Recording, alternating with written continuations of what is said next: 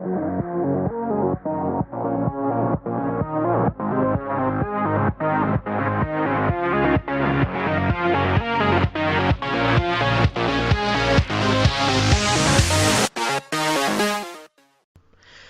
gamers and welcome to Game Warp. I'm Elwood.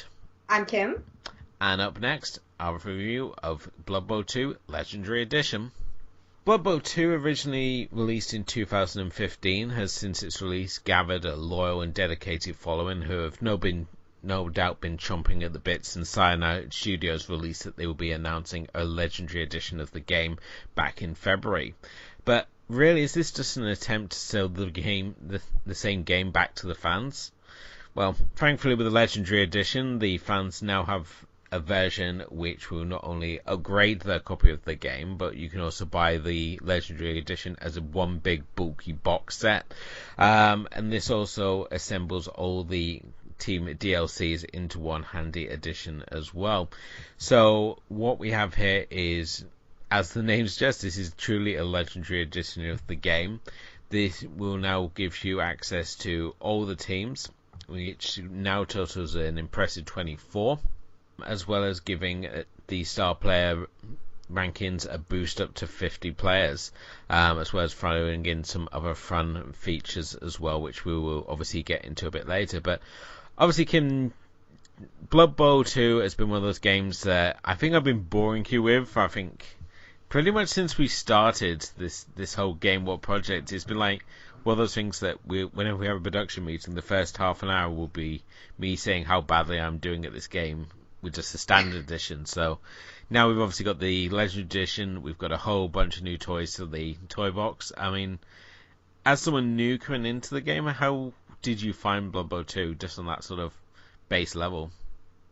Well, I mean, I'm still really just learning the game. I started the campaign in order to kind of get kind of learn things step by step, and it's still pretty challenging because it's really it's kind of like a really brutal format of playing like American football, except with a lot more moves and a lot more planning, and it's very fantasy, obviously, because you have orcs and you have ogres and you have all these things, but in campaign mode you are the measly humans who do nothing really. Your effect is horrible. I literally, if people haven't seen the match one that I have, I literally titled it "What Am I Doing?" or something like that.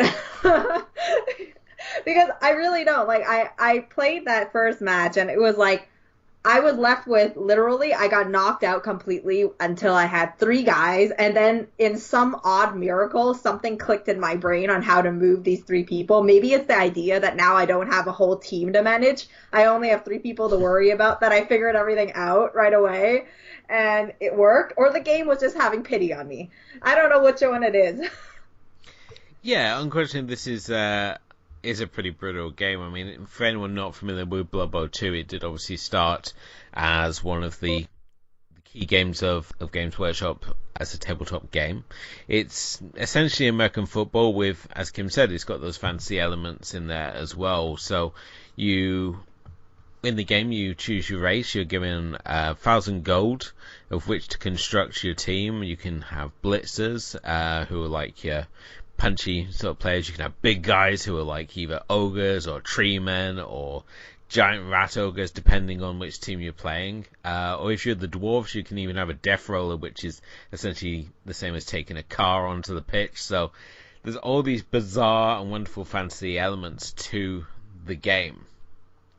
And I mean, this is a game that was originally released back in 1986, and since then they've released it several times. I mean, it's currently on its 5th edition at the moment, and with Blood Bowl 2 it perfectly captures the experience of playing the tabletop game. And as Kim was mentioning already, you do get the campaign mode, which serves as a tutorial in many ways, and that still remains within the Legendary Edition. It starts off giving you games with simplified rule sets and slowly introduces more complex rules into the game. So it does provide a nice, I would say a nice easy entrance, but obviously as Kim you pointed out there, you do obviously start off, you obviously are having to play as the humans. who are the most balanced team of the game, and next to the Amazons are probably like one of the best teams to start with because they've just got complete 50-50 stats. However, it does mean they're a little squishy against like some of the more bashy teams, such as like Orcs or Chaos. They can't run as fast as like the Elves or Skaven, and I think the only teams that they have like the overwhelming advantage of are like real squishy teams like the Goblins or the Halflings. So, and God forbid that you have them face ogres. Because I mean, Blood Bowl is fun. It is very, very fun. The deal with it is that there is this element of surprise and an element of luck. And there's an element of chance that you need to take into consideration with every move you make. So while you might think in your brain that you have like a great strategy, chances are maybe something's going to come in your way and you won't be able to dodge your opponent and they're going to knock you out. Or maybe you're going to run too far and trip and fall flat in your face and then you'll be knocked out. So there are so many of these little things, and there's that whole like dice rolling luck thing where, you can choose one and decide, your dice will decide what move you get to make, and there's these things, and it's kind of like some things are out of your control, and there is an appeal to that, I guess, because not like there are so many things that makes you have to, suddenly change your strategy or suddenly change what your next step is, or, reposition everything. And as much as you think that you have this in the palm of your hand, really you don't, because you don't know what's going to happen. Oh, definitely. So it is one of those games where it's about playing the stats. So at least with Blood Bowl 2, you do obviously have the little TV at the bottom, which will give you an outcome of certain moves, so you can get a good idea of how an attack's going to go if you both roll for a draw. As we said earlier, it's about playing those stats and knowing when to take the chances and when not to. So I think I've lost track. There are pages and pages dedicated to different strategies and plays that you can read on the internet. And the great thing is that anything that you do on the tabletop game can be transferred into the game version, which is really, really nice. Obviously, with the Legendary Edition, we also get the introduction of the Eternal campaign, which is a new single-player mode, which just essentially allows you to just keep playing games without obviously having that sort of storyline there, which was there with the traditional sort of campaign mode, where you're taking this downbeaten team and trying to get them back on top of the league, along the way encountering various different scenarios that sort of spice it up and just making it more than just a series of games. Obviously, when we're looking at the Legendary Edition, there's 24 races, so you would hope there'd be something there to something that's going to appeal to you. I mean, we also get the introduction of the Keslev team, who are replacing the Slan team from the game. The Keslev team are basically a circus troupe who have got really great sort of movement, dexterity, and they also have dancing bears, which you can score with. And the bear even does a little touchdown celebration dance, which is kind of cool. There are some really, really cool bits of this, like even before the game release, we had these like cheerleading segments with all kinds of different cheerleaders, and they were super entertaining to watch. And I mean, I have to say, like, it's really, really entertaining is the two commentators, Jim and Bob, and they're just like, it's super entertaining to watch. And one of the things that I actually crossed my head when Jim speaks is he has this like really huge, I think, this accent that makes him sound like Robert Carlyle. Okay. And I really love that guy's tone, especially because it sounded a lot like his role as Rumpelstiltskin in Once Upon a Time. So I was super mesmerized. Like, I was like, oh my god, I love this voice. Like, that sneaky and like, sly, and oh my god, I just really, really love it. And I don't know, I thought they were really entertaining. They're like definitely a great entertainment to what you're doing, and then they kind of like poke fun at you when you take too long to execute moves or something, and it's like, oh, isn't this such a boring game? When was the last time we've seen something this boring, you know? And blah, blah, blah. And they'll go on and they'll have these, like, it seems like they have these anecdotes that they're going to say, and it's really, really fun, like, just being in that world, I think. Oh, the commentary is absolutely fantastic. Obviously, we've got Jim Johnson, the vampire, and Bob Bilford, the brain-damaged ogre, which means that he's actually more intelligent than your average ogre. And is able to converse, and yeah, it's surprising the fact that their commentary never gets old. Normally we find that with commentary in games that hearing the same lines over and over again, it gets really old, but with this pair, they're so witty and funny, and the fact that they're insult players when they're too stupid and say that they've seen like fungi with more intelligence than this guy, and it just really, it's kind of amusing even when your game's going wrong that they still keep you in there and stop you being too frustrated. And they're even throwing fun little background information where they talk about the sponsors or coming up with catchphrases and things. So it's great the fact that the Legendary Edition has new additional content for them. In particular, they comment about how the Amazons tend to go off and breed with the losing team, and that this is all just basically one giant breeding party, which is also meant to see in a large number of Amazon teams called being based around the Amazons from Futurama. So I've seen like teams going time for Snoo Snoo. My personal team are called the Bitches with Stitches. So if you follow our feeds, look out for them coming soon. We were obviously playing a PC build that we had the beta for the Legendary Edition. We also play the Xbox version as well, and both versions, it just very, very smooth and very nice builds on both. And it's nice to see that obviously with the Legendary Edition, they've taken the time and they've added a lot of nice little tweaks. We mentioned already about the Cheerleaders. The Cheerleaders will now wear the same colours as your team. And you also have a choice of 3 Cheerleaders now. You can have the Bloodwiser Girls, who we had in the standard version. We've got the Dwarf Drummers, or we've now got the Orc Cheerleaders, who are, well, interesting to say the least. So regardless of what team you have got the choice of having one of the 3 Cheerleader Squads there as well to celebrate your wins. And while it probably would have been nice to have individual cheerleader teams for each of the teams, I'm kind of happy with just the 3 that they included there. So as a new person coming into this, it's like it doesn't matter to me that Legendary or not. But the fact is that, like, Legendary, if you were to jump into Blood Bowl 2 at this point, it is more worthwhile to get the Legendary Edition because it seems like there's so much more, and there's, like, even more fleshed out single-player campaigns if you're not the type to be, like, on an online sort of gaming style. So it's really worth it to just get into it. Like, for myself, this isn't normally my type of game. It's kind of like, you know, oh, you're in your single player campaign is you're moving up in the world. You need to rebuild your team, and, you know, you have to keep everything going and learn and move on. And it feels like I'm playing Need for Speed, but like a football version, you know? Which is a nice way to look at it because it is more strategic. It's less arcade. It's very, very board game style. And I feel like it has something for everyone if you really, really, like, dive into it, even as a spectator or as whatever, as, like, the player.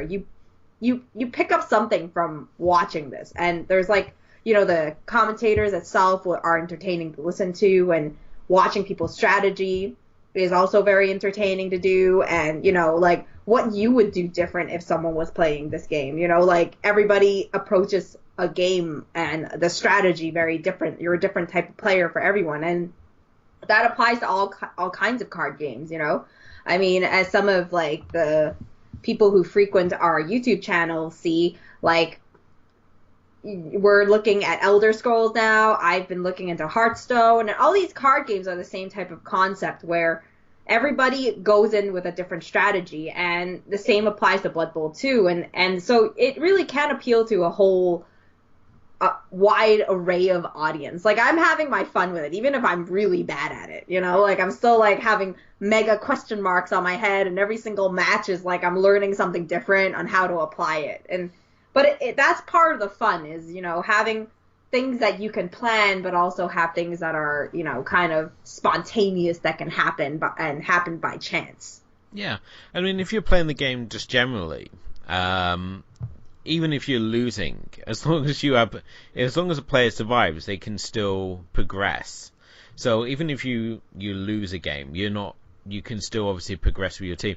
Obviously, with the campaign mode, you have to win each match to progress. But the great thing about Blood Bowl is it's not always about winning. You may lose a game, but you may be able to upgrade one or two players and then have more of an advantage when you go back and face the team again. So because as your players gain experience points, they can gain different skills, like they can block, they can tackle. Certain teams can even gain mutations, so you can have like extra heads or tentacles and just be a pain in the ass that way. That would be so good. The thing I love as well about Blood Bowl is the fact that we have obviously now 24 teams. Each of the teams plays completely different from each other, and it does give you a handy little cheat sheet for each, say in the pros and cons of each team. And you will normally find that what your playstyle can be matched by a different team. So if you like a real bashy style and you just want to go and punch people on the pitch, then you can play like orcs or dwarves who are like real bashy sort of teams. If you prefer to be like really strategy sort of based and like running the ball, then you can play as Skaven or elves who have got really good ball handling skills but are just really weak in a fight. And then if you've got a sense of humour, you can play like the goblins who basically bring weapons onto the pitch. So they've got like a pogo, they've got a guy with a chainsaw, you can have a ball and chain, you have all which just sort of randomly spins around the pitch and more likely will hit your own players. But, you know, it's a lot of fun to see it there. And even if every team sort of brings something different. They're all fun to build, and you'll probably find yourself building a team for each of the 24 races just because they're all fun in their own different ways to play. I don't think I've yet to find a team that I haven't really enjoyed it. Perhaps the Halflings, perhaps they weren't as particularly fun, but that's mainly because they're kind of squashy, even if they do have 2 treemen. And you can throw your players at other people, which is kind of nice. The same way that orcs can use their troll to throw their goblin, or in some cases you'll find your troll eats your goblin, which is not particularly great either. But I mean, my main sort of issues with the Legendary Edition is like when we look at the goblin team, and when we have a goblin on the orc team, he's there, he's got like his own little football gear. But when we look at the goblin team, they're kind of in robes. And I kind of wanted them just to be in like the football gear, the same as the orcs goblin. But these are just very minor design choices when I look at the teams I've been really anticipating. Like the Amazons look fantastic, and the fact that you can even you got plenty of variety there. And even when we like look at the Frankenstein sort of team options, so you can have a team comprised purely of star players if you wish. You can now do alliance teams, so there's certain races will form alliances with other races to create these really unusual teams, and depending on what league you're playing in, you can obviously experiment and try out these fantastic sort of teams and see what sort of combinations work for yourself. So the legendary mode's given this like huge toy box for like people already established with the game. At the same time, it's still got those core values of the original game that make it still accessible to people who are just starting with the game as well. And as we said already, there's a lot of really small, minor, just nice changes, such as the fact that you can now put breaks into games, so you're no longer committed to this hour-and-a-half game session. Before, when you were playing, you sort of like a game will last normally around an hour and a half, depending on how quickly you're moving your players. So if you needed a break, say real life decided to intrude on your game time, you would have to wait until the end of your turn, and then while your opponent is making their turn, dash off, do whatever you need to do, and then try and get back in time before you were required. So the fact we can now have free timeouts in the game is just such a welcome relief, and it's nice to see Cyanide listening to the players and adding these small little improvements of life to the game, and only really sort of adding to what's already been a fantastic game to begin with. Yeah, it's interesting to hear you talk about it. Obviously, I'm new. I haven't really used all these things that I have access to yet. And, because it is really hard to sit still, like, especially, say, it feels like people who would play Blood Bowl 2 would be somewhat of a more mature audience in a sense, where they're more adults and they're more, that sort of thing. And, one match can take, 30 minutes sometimes or more. And it's sometimes really hard. Like, you have other things to do that you need to run off to do, and having those, it is definitely very useful to have free timeouts and all that stuff. So, overall, I think Blood Bowl 2, from just me still learning the game, it's so far I've been having amazing fun with it, and it's definitely one I'm looking forward to learn a little bit more of. Let's go into ratings. For my own ratings, I've broken it down into both the game and the DLC content. For myself, I think this game is a solid 4.5, where the DC is just 5 stars across the board. Everything that the DLC brings that obviously upgrades it to the Legendary Edition of the game has just been absolutely fantastic. I can't quote anything that's been added to the game from the Legendary Edition, but if you're viewing the game as a whole, even if you're looking at the Standard version or the Legendary Edition, I feel that it's just 4.5. It's perhaps maybe a little slower pace for people who aren't in strategy games, maybe want them a little more quicker paced or a little more arcadey. But if you're a fan of the tabletop game or a fan of strategy games, then this is a really fun one to pick up, and definitely one worth getting into. Definitely agree with that. Obviously my rating would be more on an impressions, like a very basic preliminary impressions of Blood Bowl 2 as an experience. And I'm definitely somewhere in that 4.5. I'm probably I would knock it up to 4.5 so far, just because it's very engaging. Like, it's very engaging to play, and where that 0.5 drops is really for what you said. It's a very niche market that they're targeting into. You really need people who are into this sort of tabletop game, heavily strategic, but also appreciate, those brutal and violent sort of animations, but really enjoy, like, the humor of it as well. So it is rather of a niche market, and it's really amazing to see that they've captured, their own following over the years. Yeah, definitely. So, the Legendary Edition is available now to download, either as a weighty DLC, or you can buy it as one complete game. Sadly, there's no physical copy of the game is currently available, which is a bit of a downer for people like myself who originally did the digital download and were expecting just to get a nice physical copy of the game when they did the Legendary Edition. So now I just get to take up more space on my hard drive by upgrading to the Legendary Edition. But, when it's this much fun, it's a little sacrifice to make. So So this wraps up this episode. Thanks so much for watching. If you enjoyed this episode, please like, share, and subscribe. Head over to our home base, thatmomentin.com, to read gaming reviews. To get gaming news every single day, follow us on Twitter and like us on Facebook at Game Warp Podcast. You can hang out with us on our Twitch channel, where we stream at Game Warp Podcast, and also see all our new gaming obsessions over on Instagram, instagram.com/GameWarpPodcast. Till next time, bye!